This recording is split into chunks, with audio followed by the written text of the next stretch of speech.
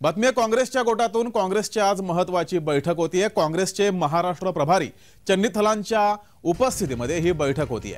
उमेदवार आणि जागा वाटपासंदर्भात बैठकीत चर्चा होणार आहे।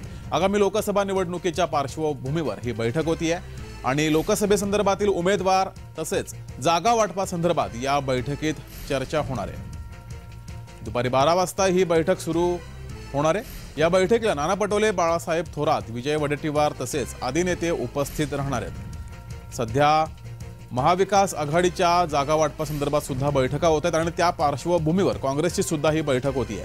वंचित काही जागांसाठी अडून बसलेला आहे, त्या पार्श्वभूमीवर काय निर्णय घेतला जातोय काँग्रेसच्या या बैठकीमध्ये ते सुद्धा बघावं लागेल।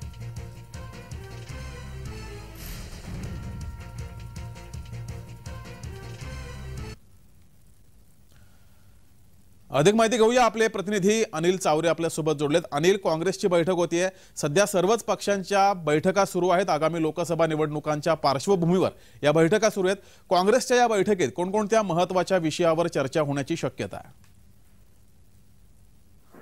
नक्कीच अगदी पाहायचं झालं तर कालच महाविकास आघाडीची जी बैठक पार पडलेली आहे, त्यानंतर आपण पाहायचं झालं तर जे सर्व पक्ष, राजकीय पक्ष आहेत ते आता अलर्ट मोड मध्ये आले, तेच म्हणजे की लोकसभा निवडणुका डोळ्यासमोर आलेल्या आहेत। आचारसंहितेची तारीख कधी जाहीर होऊ शकते व लोकसभेचा बिगुले कधी वाजू शकतं, त्याच अनुषंगाने पाहायचं झालं तर अंधेरी येथील एका हॉटेलमध्ये ही काँग्रेसची बैठक पार पडणार आहे।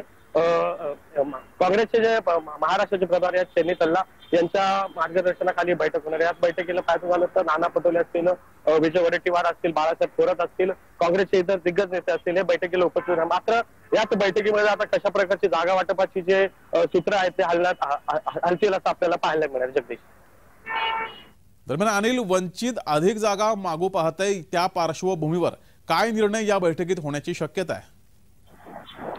जगदीश, आपण नक्कीच कालच पाहिलं तर जे प्रकाश आंबेडकर आहेत काल एका महाविकास आघाडीच्या बैठकीला हजेरी सुद्धा लावली आणि निघून सुद्धा गेले। मात्र त्यांनी 9 तारखेचा अल्टिमेटम दिलेला आहे की 9 तारखेला ते सांगणार आहेत की कशा प्रकारच्या जागा, त्यांनी 5 जागावर त्यांनी आग्रह धरलेला। मात्र महाविकास आघाडी आता नेमक्या किती जागा देतात आणि कशा प्रकारचं जे महाविकास आघाडीमध्ये बैठक होते आणि वंचितला किती जागा देतात हे सुद्धा पाहणं गरजेचं ठरणार आहे। जगदीश, धन्यवाद दिलेल्या या माहिती